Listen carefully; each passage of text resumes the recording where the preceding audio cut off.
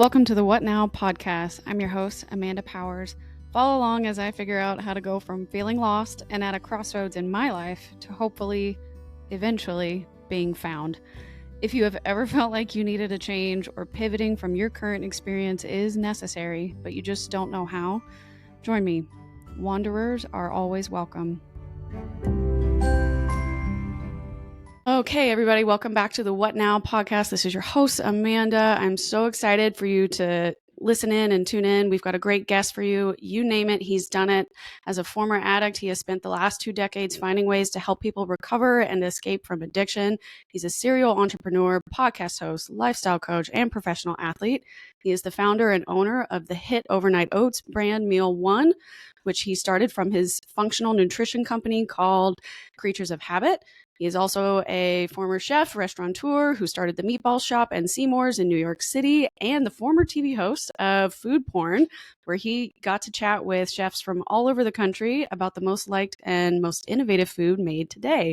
So everybody, please bring a round of applause and a warm welcome to Michael Chernow. Thanks so much for having me. Super excited to be here. What an intro. Yes, I practiced. No, I'm so glad that you're here. We've got so much to talk about and a finite amount of time. So if it's good with you, I'm going to dive straight in. I know that you've talked a bit on your own podcast and your various digital platforms about your journey and your story as a former addict, but also as an entrepreneur. So I'd love to discuss how those have intertwined, but let's give everybody just a short intro. You know, what do you tell people when you first meet them? What's your elevator pitch, your origin story? Wow. What's my elevator pitch for people when I first meet them? Well, I try not to give an elevator pitch when I meet people for the first time. I'm a pretty genuine, I'm a down to earth dude. Yeah, I don't really have an elevator pitch for Okay. for who I am. If someone had asked me, or if someone were to ask me what my superpower is, I have a superpower for connecting with people at scale. That is ultimately, I Okay. love human engagement. I love human connection. And so that is what drives me. That is what wakes me up every day. That is what keeps me curious and interested in life. And so instead of having an elevator pitch to tell people who I am and what I do, in a minute or less, I really am interested in learning who people are before I give them the goods on who I am. But if you're asking me to tell you my story, I can happily do that.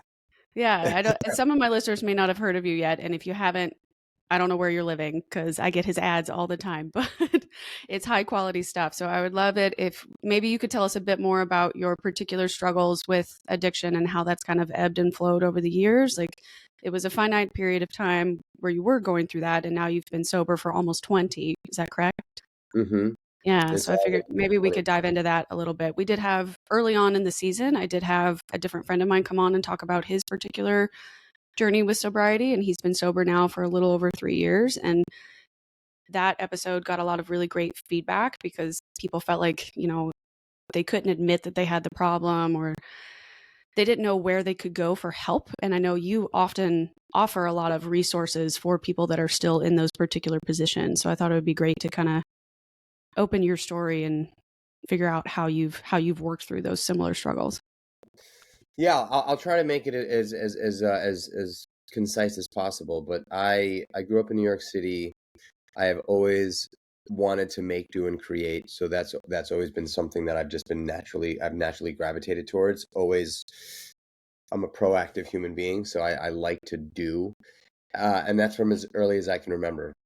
And also just thinking entrepreneurially from as early as I can remember. But I grew up in an apartment, small apartment, my mother, my sister, my father, and I, and a couple of cats. And it was tight and it was tough. There was not a lot of love in the house. And there was a lot of aggression and violence, unfortunately. My father was a very aggressive guy. And so I was an escape artist from a very young age. I tried to sleep out of the house as often as possible. And I did. as a young kid, I dove into sports because I was put in after school programs because my mother worked full time. My father was on permanent disability, and I hated being at home. So any opportunity I had to be out after school, I took, and that meant sports. And I went to public school, so all the sports were essentially free from the city. And so I did a lot of city, sports. And when I was 12, that's when I had really felt like I felt like I was ready to kind of take life by the horns and make my own decisions. I had been not I had really broken away from the home. And when I would go home, my father and I would unfortunately get into it physically most of the time, and it was rough. And so I found drugs and alcohol very young. I found drugs and alcohol at 12. And it was amazing for me. It was exactly what I needed at the time, because I kind of hated my life. I felt insecure. I didn't feel comfortable in my own skin. I felt unloved, and the drugs and the alcohol really at that age gave me all those things that I was missing. Made me feel confident, made me feel loved by the people that I was hanging out with. Just, this false sense of security that drugs and alcohol tends to do, especially in the beginning. And it was fun for a while. It lasted, a number of years where I really enjoyed it. And it kind of saved my life, if I'm being honest. But I got into a lot of trouble. I moved out of my parents' house very young. I moved out of their house like permanently at 15, and began hanging out with a lot of bad people and selling drugs and using drugs, and it was around the clock. At 18, it got really ugly. It became less about trying to numb the pain and way more about reliance on the drugs. And from 18 to 23, that 5-year period of time just was, it's kind of a blur, but it was really, really bad. My life was totally out of control, and unmanageable. No one had really any trust in me. I didn't have any trust in myself. There was zero responsibility I had responsibilities because I lived on my own, but I didn't really fulfill any of them. So it was always just playing catch up and, just failing over and over and over again. And then it got to a point where heroin became a part of my story, and I had overdosed, and I had kind of concluded that I was just going to die this way. Like this was going to be the rest of my life for hopefully not that long. I was kind of at the point where I just didn't want to live anymore. And then I got very lucky. I had slept through work. I slept through work one day, not unlike times before, but I Sure. had slept through work. And my job as a bartender at that time was like the only thing hinging me to like reality. I would go to work, had been up for days and going to work, and I was able to conduct because I was drinking and still using drugs there. But I had slept through work for the umpteenth time. My boss finally said, "Mike, you're done. You're fired. I love you to death. You're a great kid, but you're dying. And everybody knows around you that you're dying. And I am not going to allow that to happen on my watch. So you need to go get your shit together. Period. Like you need to go get sober, or you're going to die. And I don't want it to happen Okay. while I'm employing." So I begged for my job, but he was pretty, he held firm on not having me work in the restaurant. But he did make me an ultimatum, and he said, "Hey, if you can get sober and clean you can come to the restaurant for the next 30 days and meet with the porters at 8 o'clock in the morning and clean the restaurant, and I'll pay you hourly to do that, but you will not be allowed to work in the restaurant, and you have to get sober. And if I find out you have a single sip of alcohol or any drug, you're gone for good." And I took the opportunity, and Mhm. I reached out for help, and I made a phone call to someone who I knew was sober and had a sober boyfriend, and she called her boyfriend came to meet me right away, and these two guys came into my life when I was 23, and they sat down with me and they listened to me.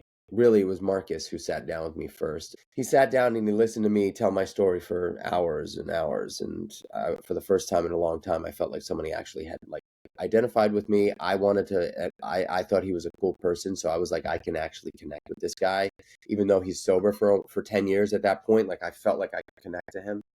And I said, I was thinking to myself, for the first time in a long time, like someone actually cares, like someone's actually listening to what I have to say about what's going on in my head. And he introduced me to fitness and nutrition, and my life has never been the same, because I haven't had a drink since that day. I haven't had a drug since that day.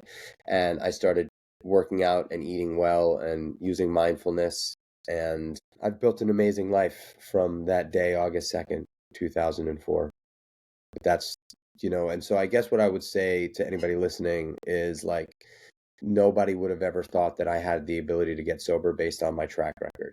Nobody would ever, guaranteed, never ever, like if somebody in August 1st, 2004 said in May 17th, 2024, this is where this guy right now is going to be, the biggest gambling man on the planet would never put a bet on. No way, based on where I was. I was a shell of a human, and now I help shells find their way. I love that. That's a great way to have your life repurposed through a tragedy or through your trauma. That I know sometimes a lot of people will continue to play the victim game and not find a way to turn that around, or at least find a way to analyze it and make it more useful for their life rather than letting it just stay as baggage. So I think that that's incredible that you did have those people walk into your life apparently at the exact right time. I kind of feel like maybe, and again, you work with more people than I do that struggle with this, but it's almost got to be the exact moment where you're ready to do it, but then you're meeting the motivation at the same time. So you peaked, I guess, right there. So like if they had asked you a day before or a day after, maybe you wouldn't have said yes, or you wouldn't have agreed to, okay, he's right. I respect him. I want this job. I need to find a way to turn myself around. So I feel like that's great that the timing worked out where you were even open to want to share your story, to be honest about what you had done and who you are in that moment in time. Because I'm sure you didn't like yourself either. Yeah, I mean, you're absolutely right. I think there is this very, very interesting sort of, I call it the moment of grace, where the window opens for a minute and the person is actually willing to take the breath of air in Mm-hmm. and have a sense of rationality. Like, this is actually what's happening in my life, and there is a way to change this. It's gonna be hard, but it really is all on me. And so if I want to continue living miserably, and the chances of death are far greater than life, that rationale kind of comes to the mirror, and you can look at it and you can see it and you can say, okay, this is an opportunity for me to change. And it's fleeting, unfortunately. Like I've worked with a lot of people in addiction. I'm currently very active right now in trying to help people make that decision, because I have the resources to help people get into treatment that don't have resources but are willing and want sobriety. But it's not easy, finding people at that right moment. It's not. It's Mm-hmm. like it really is. It really does depend on that moment. For years I've been really working on that, and it's a massive part of my mission as a human, trying to really share the beauty of life with no added flavors, which is the way I live. I live life on life's terms, and everything that comes up, I deal with at face value. And I use fitness as my anti-anxiety medicine. That's the Sure. truth. I definitely do. Fitness is like a massive, I mean, I would argue to say that fitness and healthy eating and good sleep are far more potent, done consistently, than most pharmaceutical drugs for mental health. I mean, at least in my experience, that like if you Yeah. can implement a consistent fitness regimen, eating healthy and well, and sleeping well, and that just requires boundaries, hard and fast boundaries, discipline, you can overcome almost anything by doing that, in my opinion. And I've seen it happen over and over again.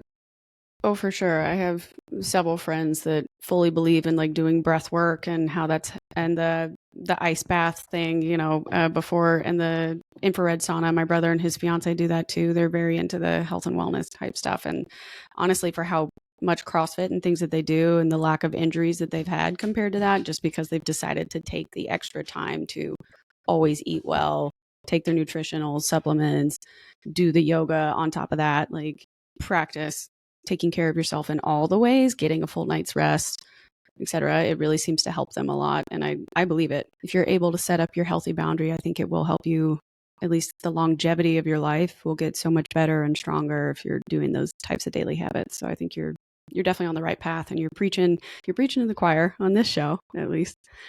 But speaking of death, since you brought it up, you have described yourself as a roadblock of death or for death for people that are struggling. And I'm curious about what are those projects or collaborations that you've been working on where you have used your platform and your businesses to help sobriety and others. And I was curious if you had any particular projects going on this year that you're doing or developing to help others. Yeah, so last year, so Creatures of Habit, it's a wellness brand. It's a lifestyle and wellness brand rooted in nutritional healthy habits, right? Meal One is one of our products. We also have another product called Nightcap. And yes, we're definitely motivated to sell those products, right? But really the mission of Creatures of Habit is to help people make better decisions, because with better decisions, you have a better life. It's just like, it's that simple. Mm-hmm. Our mission statement is better habits, better life, period. I mean, that's it, right? So, and that doesn't, and there's nothing about oatmeal and sleep support hot chocolate in there. I really want to help people make better decisions, and better decisions done consistently would be considered habits, right? Like that is a habit is a decision. Part of that for me was my habits almost killed me, came very close, but I replaced my bad habits for great habits, and they've made me the guy I am today. And so I owe my life. I owe my life to habit. And now I kind of know the formula. I know what has to be. And so I created an initiative last year called We'll Wear the Weight, which was a charity event that I put together in collaboration with Go Ruck, which is a rucking company, and the Release Recovery Foundation, which is a nonprofit foundation that raises money for addicts and alcoholics who are ready and willing to get treatment but don't have resources. Mm-hmm. So when I was getting sober that first few years, I used to do a run in New York City, and I would run over the Williamsburg Bridge, down to the Brooklyn Bridge, over the Brooklyn Bridge, back over the Manhattan Bridge, and then back over the Williamsburg Bridge. And I used to call it the triple bypass, and I did it 3 to 4 days a week, and it was a massive part of my recovery story, where I would just, I would get out there and I would take out the stress on the pavement, and I would just pound the pavement, and I would go out there and I would really think, and I would, sort of manifest what my life will potentially be Sure. over the years. And so when I was thinking about how to create an event to raise money and awareness for substance abuse, I thought that would be it would tell a really great story if I had people rucking with me over those bridges, raising money for the very thing that saved my life. And so last year we did it. We made these really cool custom weight vests. These are actually them. So for anybody who's like, I wear this thing every day, but for anybody who's cool. Yeah. this Nice. is like the habit colorways, and this is the patch that we made that sort of brings all three brands together. I love that. Yeah. And it's a weight vest. It's pretty cool. No, And I love the metaphor too, with the tip of the spear right there. Like that's your point. Like that's your decision making. It's your decisive moment, or it's piercing you through to get to where you need to go, or opening the crack in that door. That's cool. I love that. Yeah, so we made those. 100 people showed up from all over the country. We raised $75,000, and we did the ruck on October 14th for Substance Abuse Awareness and Prevention Month. It was pouring rain, and everybody was just out there. We were all soaking wet and just fired up to be out there, rucking for a cause. And so it was really amazing. I've been able to put so far 4 suffering addicts into treatment, and we'll be able to tell their stories of, coming from the darkness to the light. And so we have more money, and we're going to continue to place people into treatment. But we're going to do the same thing next year, except we're going to turn the volume up a little bit. And we're going to bring in some more sort of influential people to help us, create more buzz around it. I would love to raise $250,000 for it, and really make an impact, and really try to get, try to just pay forward what was freely given to me in this recovery, because my life today, I'm living a life way beyond way beyond my wildest dreams, like way beyond what I could have ever imagined for myself. That doesn't mean that I'm like, flying in private jets and driving Lamborghinis, because I don't think I would do that anyway, even if I Yeah, did. if it doesn't fit you or you Yeah, don't like it, yeah, you don't have to. Just because you have the ability to doesn't mean you need if you don't want to. right.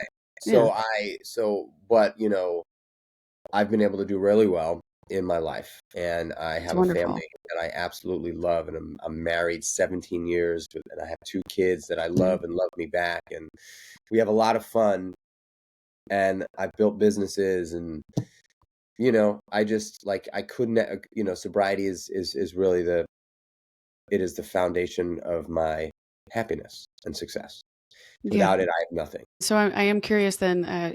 Every person that I've talked to, or at least especially the last episode where I covered this particular topic, we did discuss like what is sobriety to you and how do you define it and what does it mean to you? Because I think each person has a different interpretation of I'm sober from either and sometimes it's everything, you don't do anything at all, and then other times it's like I can handle this one thing, but I don't do the thing that pushed me over the edge anymore sometimes. So like how do you define sobriety for you in your life and what does it mean to you?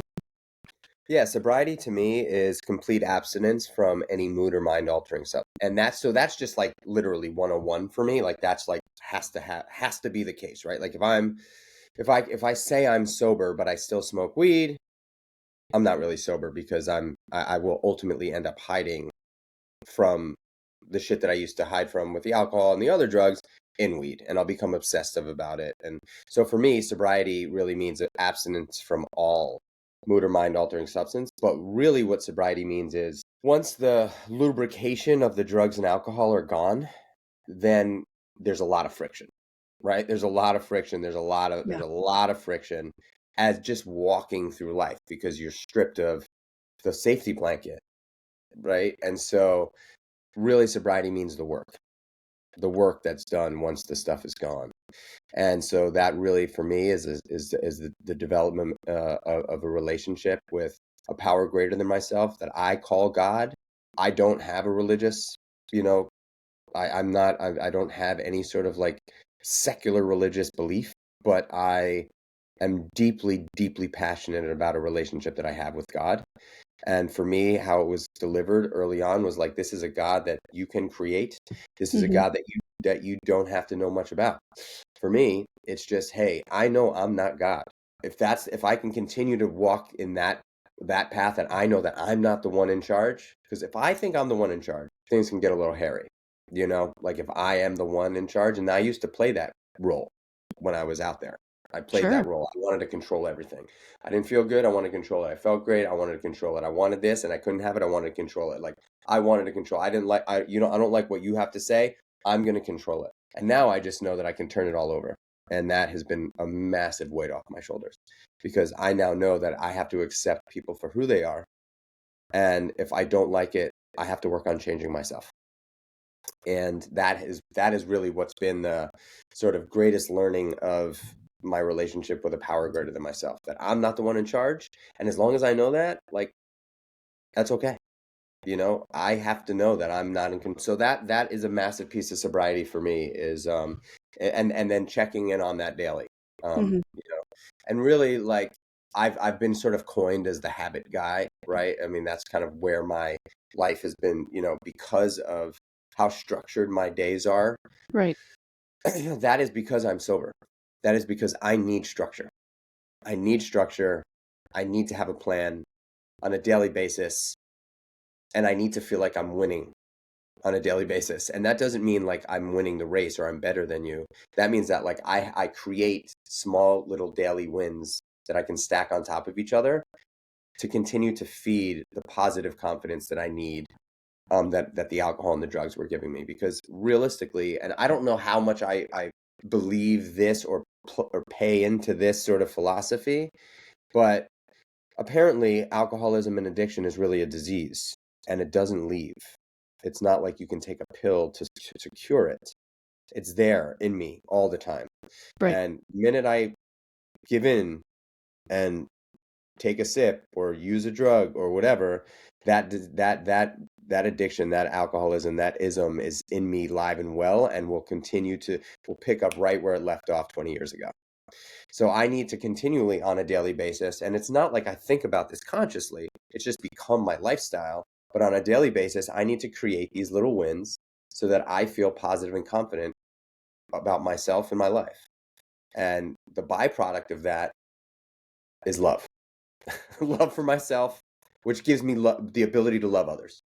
Yeah. And because of that love and because of that confidence, I'm able to take risks. Courage is a big part of my life. I've been able to build business. I think it's a really good way to look at it, that you've come to terms with the fact that theoretically this is something you'll have to deal with for the rest of your life. So you might as well, if you give up control, then it sounds like you also gave up a lot of the like panic and anxiety that came with the addiction too, because if you were so Exactly. worried about controlling everything, you never had time to think about anything else. You couldn't grow or you couldn't take those risks, and if you release that control, you're kind of like, all right, if I'm not really in the one with all the power, then it means that I can just focus on myself. I can just do what's going to be better for me and improve my life and thus improve everybody's lives around me if they're choosing to participate or not in this new journey that I've launched. And I think that that's honestly probably the healthiest way to deal with it too, especially if you're initially, I don't know how many of your friends stayed around you after you tried to get sober. Like, I don't know what your support system may have been like, but I think that's really great that you at least set it up for yourself that like, I can do this, but I've got to relinquish control there. Yeah. So And that is what sobriety is for me. I think that's wonderful. Thank you for sharing that. Let's talk a little bit about your post addiction life. You're around 23, 24 now. You've decided to get sober. When did you open some of your other businesses? Were you the restaurateur first, or did you start Creatures of Habit first? So I was working in restaurants since I was basically 12 years old, Okay. and restaurants was what I knew, both kitchen and front of house. And I decided at 24, at the end of my 24th year, that now that I had had sort of like some grounding to stand on, I'd been sober for a little over a year. I had met my now wife, but my girlfriend at the time, who I was madly in love with, and I knew that I wanted to create a life. And I knew that I loved working in restaurants, but I knew that I didn't want to work in restaurants forever. I'd made a decision that I wanted to actually own my own. And so I decided to go to culinary school, and I went to culinary school. I did the full chef's culinary program, and then while I was there, had launched a restaurant management program in collaboration with the Cornell School of Hospitality. So I applied for that, and I actually got the scholarship for that, and I ended up taking that course as well. So it took me about 2.5 years or so to graduate from culinary school. And as soon as I did, I was 27, I guess, at that point. Mm-hmm. I wrote a business plan. It took me about a year to put like this vision together with the team and everything. But I wrote a business plan. I dragged my childhood best friend back from California to open up the meatball shop with me. February 9th, 2010, we opened up our first restaurant, the meatball shop. And it was an unbelievable success. That's awesome. Yeah, Yeah. we opened up What? that restaurant Yeah. and then paid our investors back in 6 months. One of those investors saw like real gold mine in the business, and we opened up 5 more over the next 2.5 years.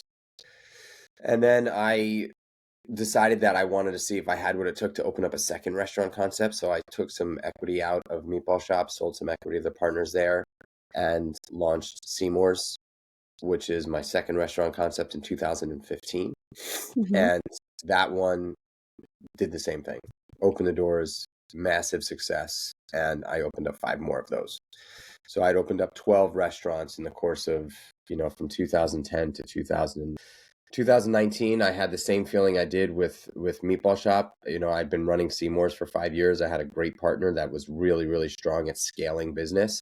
So we had a plan that if we got to a certain threshold in revenue, Sure. he would buy my equity or the majority of my equity. He would then scale it, and I would go and open up business because that's what I love to do.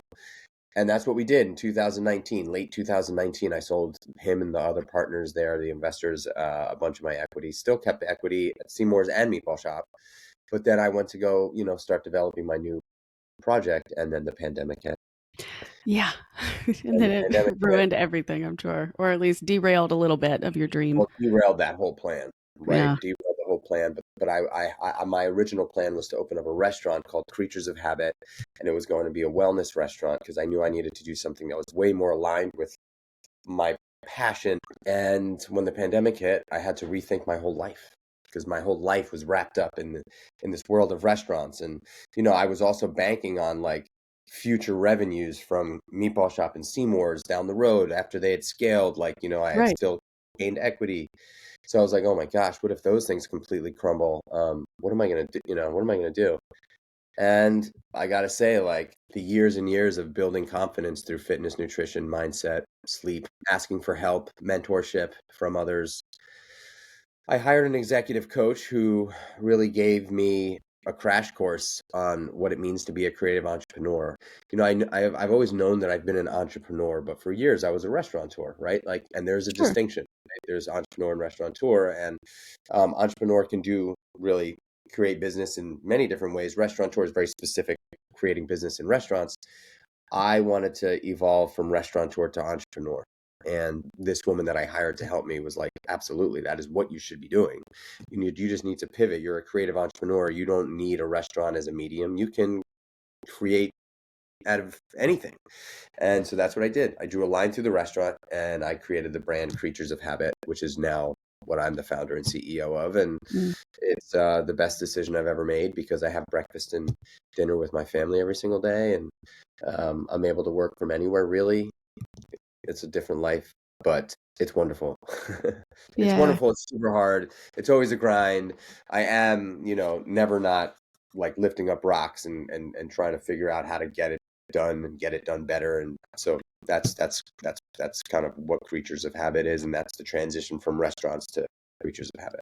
To Creatures of Habit. Gotcha. Yeah. No, I think that's really smart that you kind of could see the writing on the wall there and go, okay, I don't want to give up this concept or this brand or this particular idea. How do I morph it into what's going to fit in today's situation? Right. And if Yeah. opening the restaurant was definitely not going to work during COVID, how do I still give this the life that it deserves? Because obviously it's not something you wanted to let go. And I kind of feel like that's how people should know that something like is really valuable to them. If you keep thinking about it all the time and it's in the back of your mind and like you've wanted to develop that particular thing for forever, like it's probably your body telling you something that like this is important, you value this could be something. I don't think you would think about it that much or desire it that much if it wasn't meant for you to at least try. So I'm glad that you didn't give it up completely.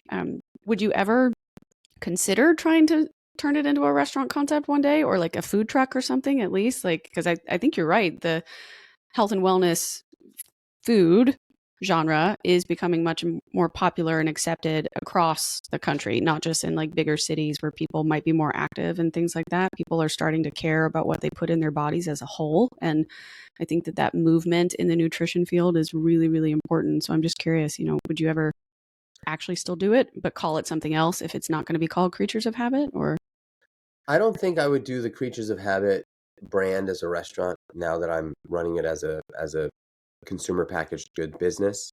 Mhm.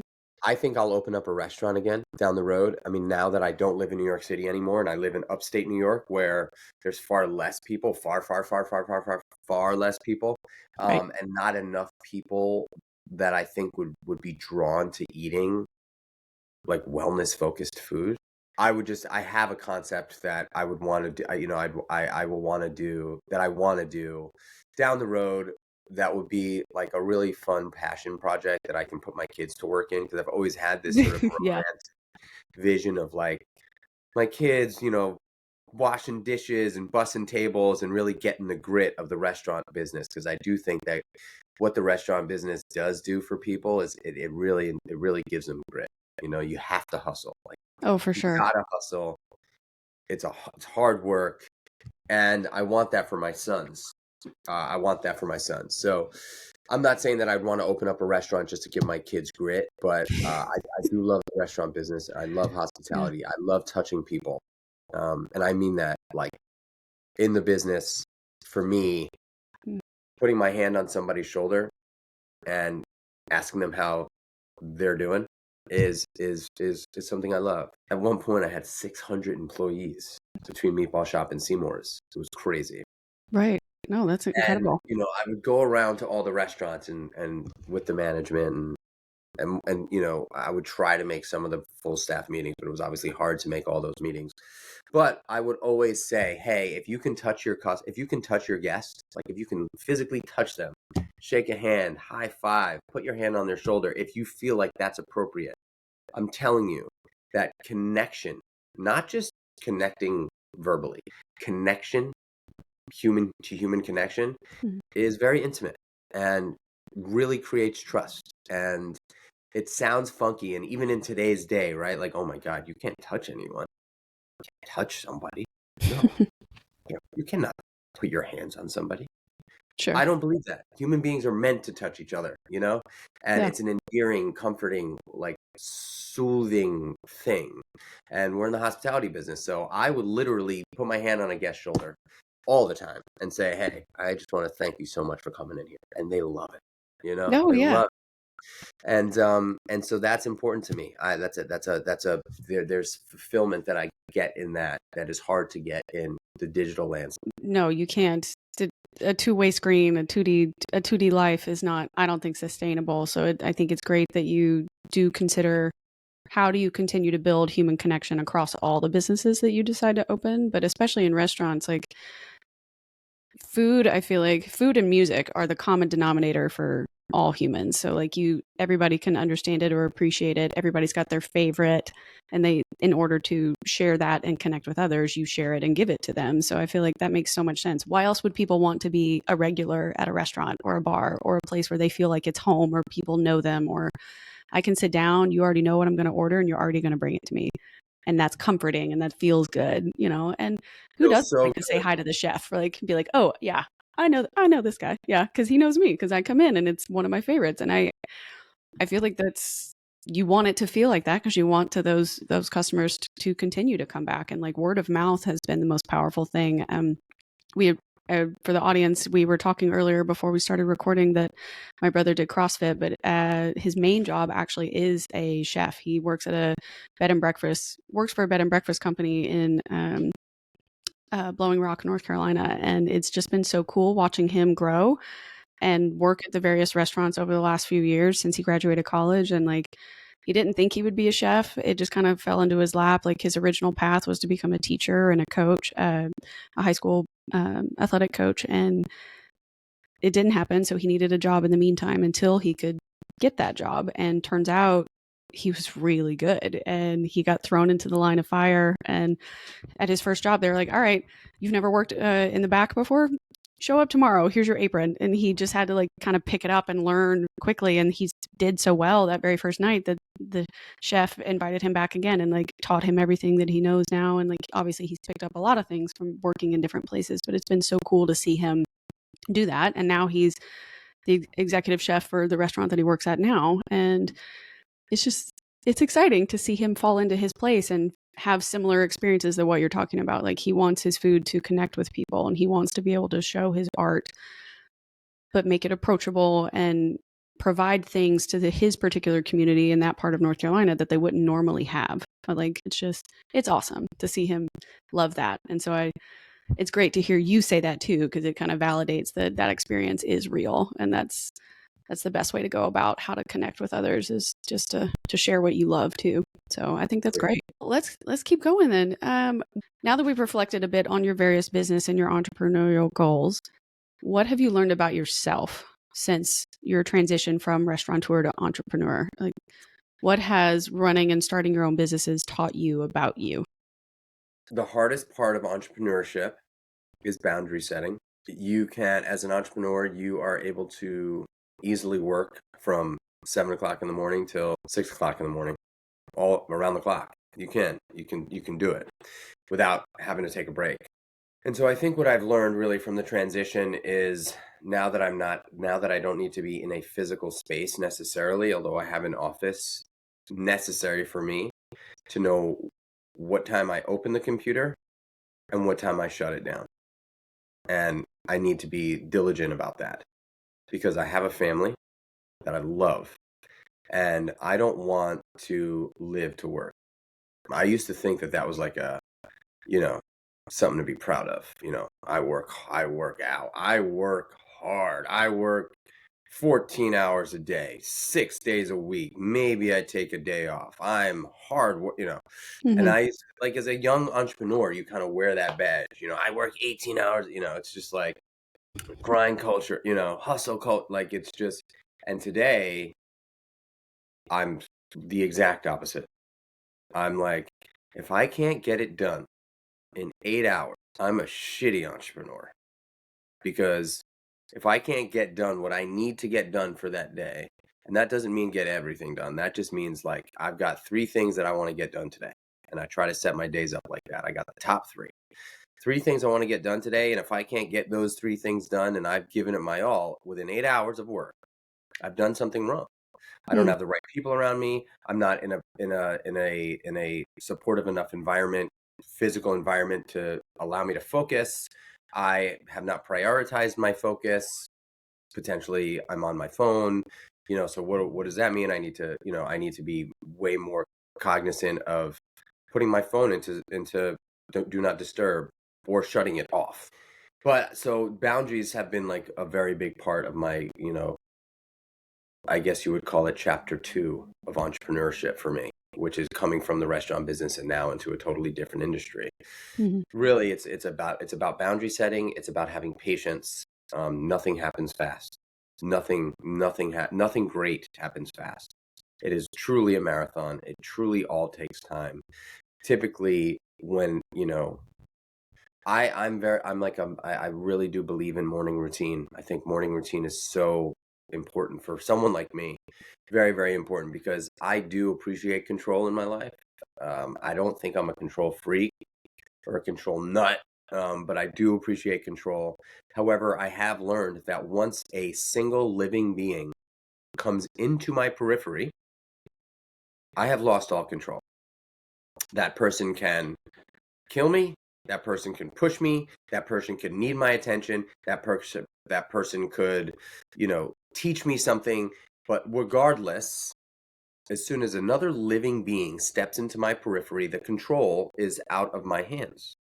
And I like to wake up super early in the morning now so that I have a good hour and a half, before my family wakes up, to have complete control over how I set myself up for the day. And that's also something that's really kind of come into fruition over the last 5 years, 6 years, where Sure. I've really prioritized these early morning hours so that I can be completely indulgent in wellness, self-care, and not have to worry about, should I be sitting in my sauna while while I could be doing that at 5:20 in the morning. Not many people are, needing my attention. So I could totally sit in the sauna and cold plunge and red light and meditate and read and do all the things I like to do early in the morning before everybody else gets up without feeling guilty about it. And that's another thing that I do believe is also, important for me. And then lastly, I think, you know, fitness is a true sign of discipline. And I'm not talking about just physical fitness. I'm talking about mental, physical, and spiritual fitness. And so I think that when you walk through life a fit human, the opportunities that come your way are far more frequent than if you walk through life an unfit human. People appreciate discipline without having to ask, are you disciplined? Are you organized? Right. People see it when somebody walks into a room that's physically, spiritually, and mentally fit. And so anybody listening, you know, if fitness, mental, physical, and spiritual is not a massive part of your list of priorities, it should be at the top, top, top, top of your totem pole. Um, if that's not you and you want to see serious growth in your life and you want to be happy and feel good, I would course correct your priority list, because if your business is the first thing on your priority list, that's going to be a problem for you. You need to be the number one priority before your husband or wife, boyfriend or girlfriend, children, whatever. You need to be the number one priority so that you can show up the best version of yourself in life. I put myself before everything. And that doesn't mean that I sacrifice time with my business and my family. That means that I just sacrifice my own time early in the morning so that I Right. can be the best version of me. Yeah. Because after 6:30 in the morning on a typical day where I'm at home, Mhm. I have done like 17 things that have all been wins that I have complete control over that make me feel unstoppable. Get you ready for the day. You can be focused. You don't feel derailed because you've already taken the time to take care of yourself. And I think that Right. that's really And anything crucial. that happens throughout the day, whether it's Mhm. with business, my family, whatever, I'm just far more prepared for because I'm not thinking about Yeah. myself. I've already thought about Mhm. myself. You're not like checking your watch, being like, can I go work out now? Can I go take Right. myself, can I go do my meditation now? Can I go whatever? Yeah. You're actually like, I did it. I covered it. I feel good about what I've accomplished today because I at least got this much done and I got this time in. And I think that that's great. It keeps you set up and, ready to move forward. That's really, really important. And I assume those habits took time to build and that boundary setting took time to build because I'm sure when your kids were younger, they'd wake up at all times of the day. So you couldn't always be up at 5 to do what you needed to do. So I'm sure also having flexibility in your life has been important and staying, 100%. reasonable about your schedule. 100%. I mean, I'm coming off of being sick, right? And so I have not woken up at 5 o'clock in the morning in 10 days. I've been sleeping in and giving myself an opportunity to get 8, 9 hours of sleep every night because I know that I'm not feeling well. And getting 7 hours of sleep, which is traditionally what I get, isn't going to benefit me as much as getting 8 or 9 hours of sleep, right? So like I Sure. am super flexible with it. We got a puppy in September. So we Okay. got the puppy in September, and my wife was like, I wanted the puppy, and she was like, you want the puppy, so you're going to be on puppy duty every morning. And I was like, done. And so that was, until he was trained to stay in his bed Sure. for 6 weeks. I woke up at 5, but I wasn't to go sit in the sauna and, meditate. It was to go take the puppy out and be with him in the morning, working with him, training him, and Yeah. doing those things while everybody else was sleeping. You know what I mean? So, Right. so flexibility, I think, is absolutely necessary in the world of like structure and habit, morning routine. Like you can't beat yourself up if you're not able to do it, right? If you're traveling or whatever it Yeah. is. But there are a set of non-negotiables that I do think everybody should have. And for me, I call it prayers, push-ups, and poses.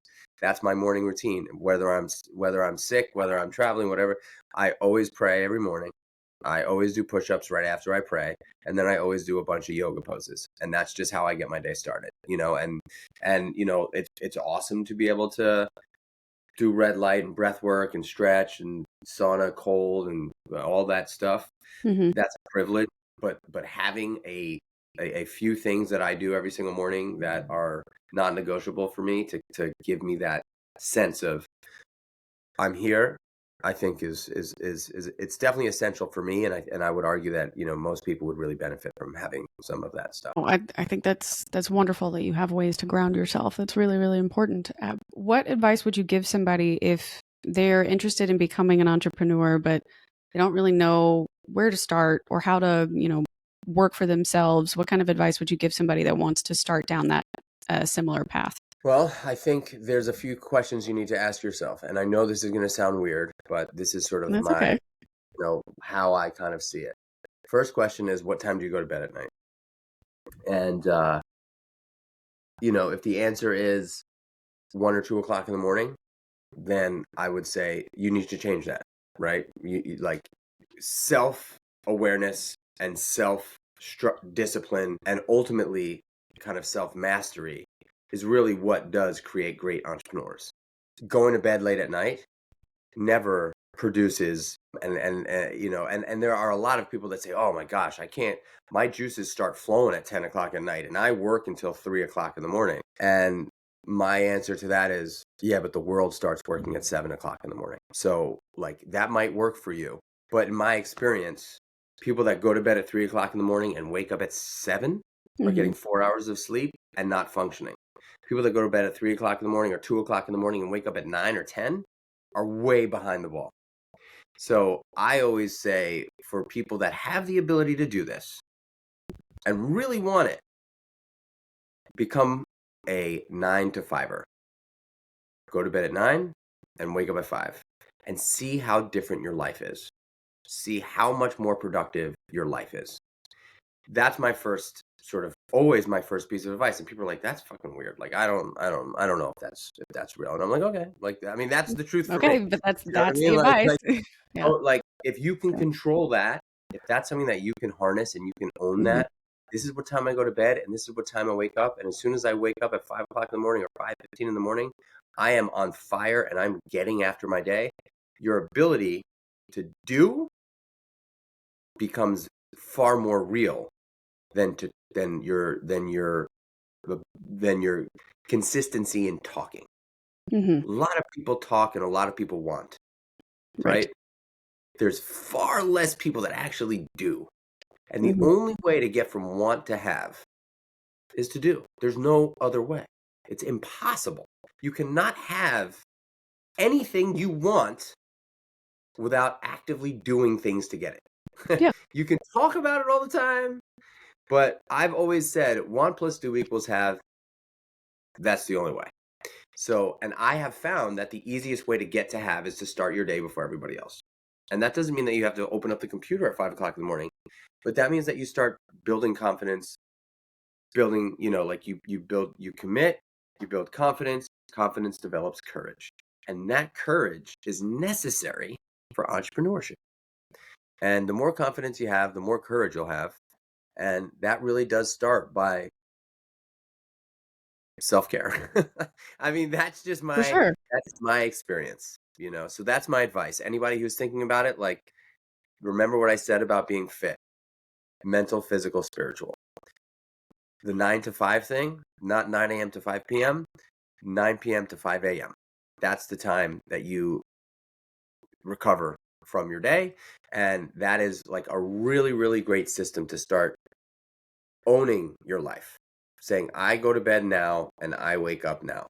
And that doesn't mean, like, I'm not saying, hey, like, don't ever enjoy your life and go out and have a good time. Right. Yeah. You don't have to do that on vacation. Like if you Right. know But on a you need the consistent day. If you're basis, sick, like you said, yeah. If you're sick, be reasonable. Yeah. if Yeah. you can set that sort of structure and foundation and boundary, I really do believe that that is the step one to commit, confidence, courage. And courage is necessary. It's necessary. You cannot do it without a ton of courage and the confidence to take risk, you know. There you go. Dropping knowledge everywhere, all over this podcast. That's great. Yeah. So, how do you define success, and what does success look like to you? Success to me is how I feel about myself right now. Okay. Period. That's it. I don't correlate it to how much money I have or how much money I've had or what I have necessarily. It's how I feel about myself right now. And so there are days where I feel super successful and there are days where I don't. But I think success and happiness are like, they're intertwined. I know a lot of super successful people that don't have a lot of money. And I know a lot of people that have a lot of money that don't have a lot of success and happiness. So I really do think it's an inside job.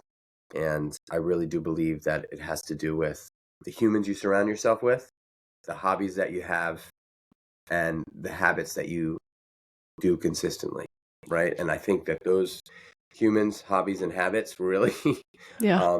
and that like I really do think that like those three things could very well just be the trifecta for success in life, because it really is about a feeling. It's not a tangible, for me, it's not a tangible physical thing.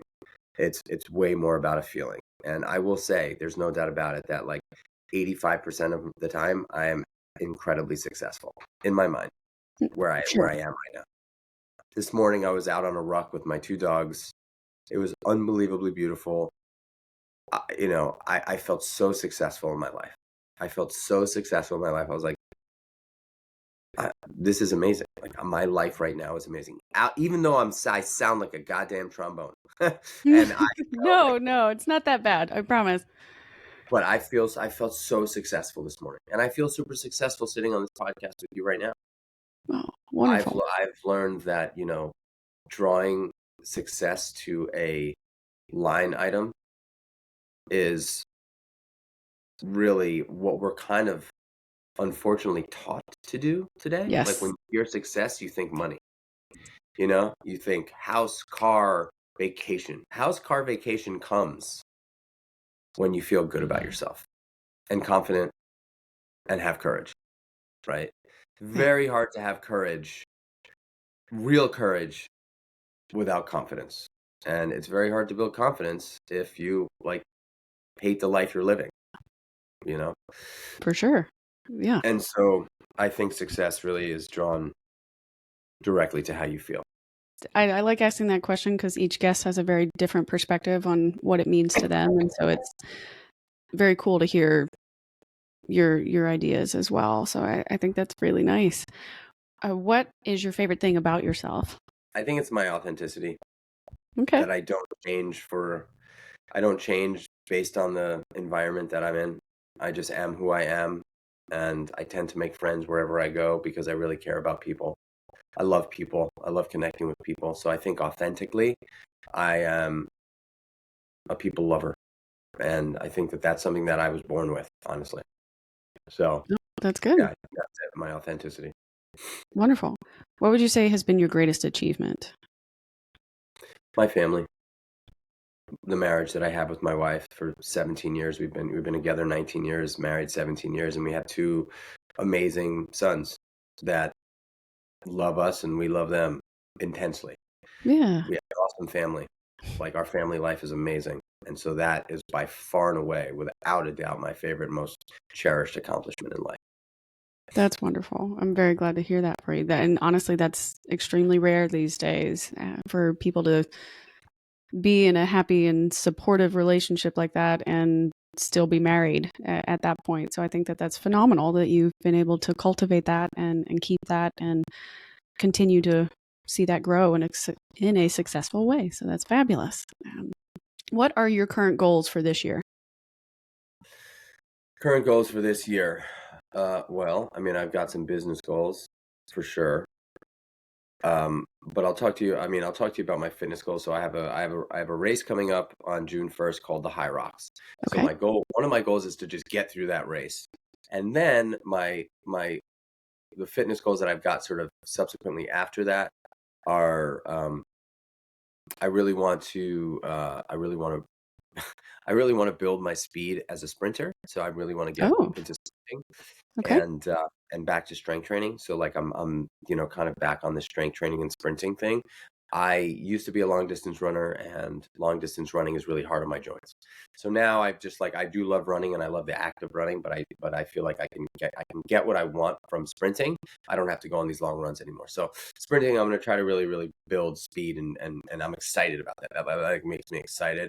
Business wise, we have a target of doing 5 million in revenue this year. So that'll be our third year in business. We're trying to hit or reach 5 million, and that would be amazing. We're launching a new product, and that's a massive goal for my business life. And my overall goal for family is, and I'm not there yet, but I'm working on it, is Sure. to take 150 days off a year. Oh, wow. That's the Okay. plan. Yeah. So if you take off every weekend, you're at 104 days. And then you take 3 10-day vacations, gets you to 134 days. And then that leaves me with like 16 days throughout the year that I've got to figure out where to find times to take off. But I'm close. And I had a guy named Gino Wickman on my podcast a while back.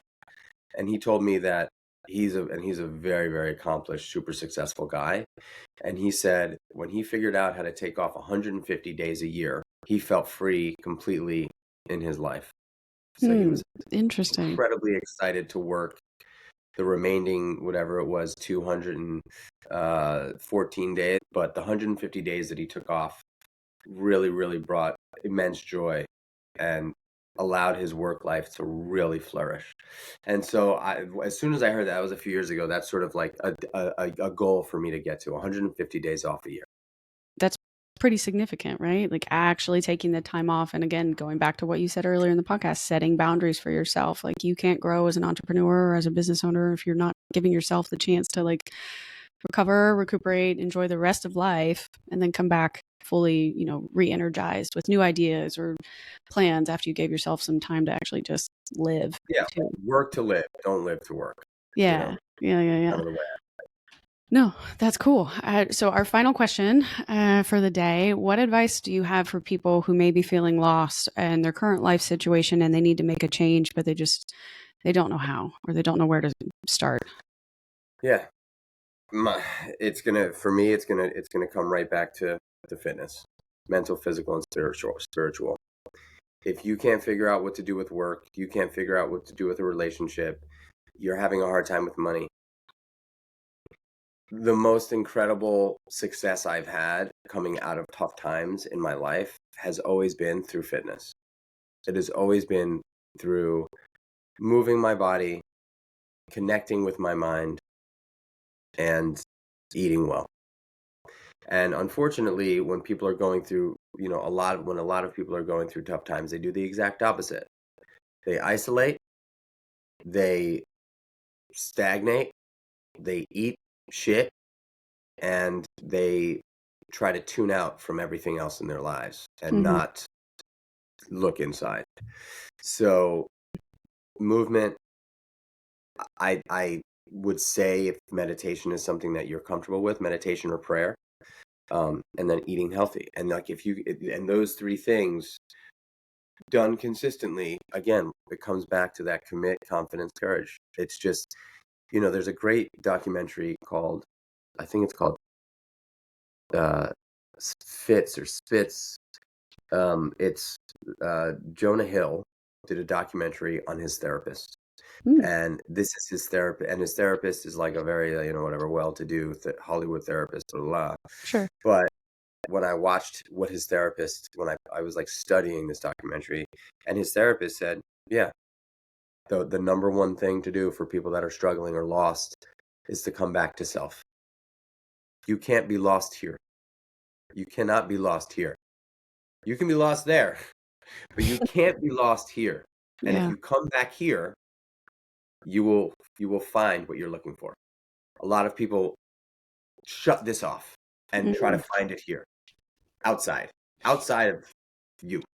yeah. So if you come back inside, it's impossible to get lost.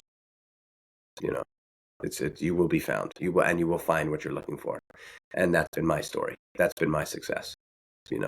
I always take it back to my mind, my body. And it's gotten me through everything. Yeah. And just taking care of you. Oh, that's that's heavy, but in the best way possible. I really appreciate you coming on the show today and sharing your story and all of your insights and suggestions for my audience. This is great, and I think they'll get a lot out of this and hopefully be able to implement some of the key topics that we've covered here today and implement that into their lives and hopefully make some improvements. So I can't wait to hear the feedback on that. And please let everybody know what's the best way if they want to interact with you or start listening to your shows or connect with your businesses. What's the best way to do that? And if they want to work with you, how should they contact you? Sure. I'm at Michael Chernow everywhere on all social media handles. I have a website called Michael Chernow. It's michaelchernow.com.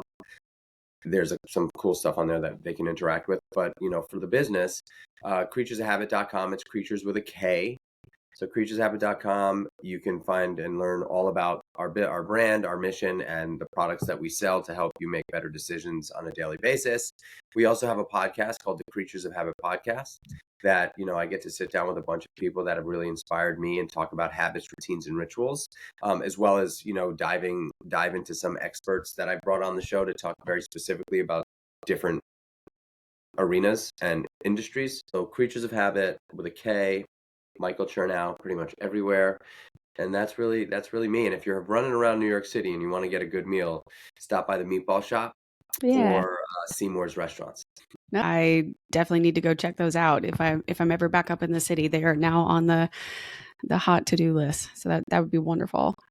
And congratulations on all of your success and for, again, like you said, being true to yourself and sharing your authentic story. I think you are having an impact on more people than you truly realize, whether they reach out to you or not. This is incredibly influential and helpful, and I'm sure healing for many people. And hopefully every time you tell your story, it continues to encourage people to take control of their life and make better decisions so that way they can turn themselves into a creature of habit. So I look forward to Thanks so much. seeing what else you do and learning about your future endeavors too. I think on one of your previous podcasts I listened to, you were considering doing like the Creatures summer camp or something like that, or Creature camp. Yeah, I am a new member of the Creature community now, especially after this episode, but I would love to follow along and learn more about that too. So I'm very excited to see where you go and what else you can accomplish. But thank you again so much for coming on the show. It's just been an absolute honor to talk with you and learn more about everything that you're working on.